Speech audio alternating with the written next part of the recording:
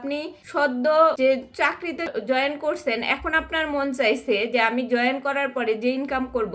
তার থেকে আমি ভালো কিছু পোশাক পরবো, কারণ আমি এতদিন ইনকাম করি নাই, আমি ভালো পোশাক পরতে পারি নাই। এখন যদি চিন্তা করেন যে মাত্র জব পাইছি, এখন আমি এই টাকাটা যদি খরচ করি তাহলে আমার ভবিষ্যৎ কি হবে, এই কথা মনে করে যখন আপনি আপনার মন মতো কিছু নেবেন না, কিনবেন না,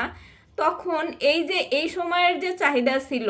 ভবিষ্যতে গিয়ে আপনি যখন সেই চাকরিটাতে পূরণ হয়ে যাবেন, তখন গিয়ে আপনি যতই নতুন জিনিস পড়েন, নতুন জিনিস কেনেন, এই যে এই সময়টাতে যে ফিলিংসটা থাকবে, সেই ফিলিংসটা কিন্তু পুরনো হয়ে গেলে থাকবে না। এইটাই হচ্ছে নিজেদের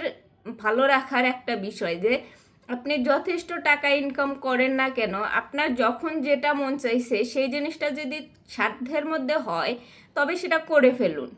ভবিষ্যতে গিয়ে আপনি সেটা করতে পারবেন কিনা, আদৌ সেটা হবে কিনা, সেটা আপনি নিজেও কখনো গ্যারান্টি দিয়ে বলতে পারবেন না, কারণ আপনার ভবিষ্যৎ আপনার মৃত্যু পর্যন্ত, আর আপনার মৃত্যু কখন হবে সেটা আপনি কখনোই বলতে পারবেন না, সেটা একমাত্র আল্লাহ পাক জানে। তাই নিজের জন্য বাঁচুন, যে টাকায় ইনকাম করেন না কেন তার থেকে কিছু রাখুন, কিছু খরচ করুন।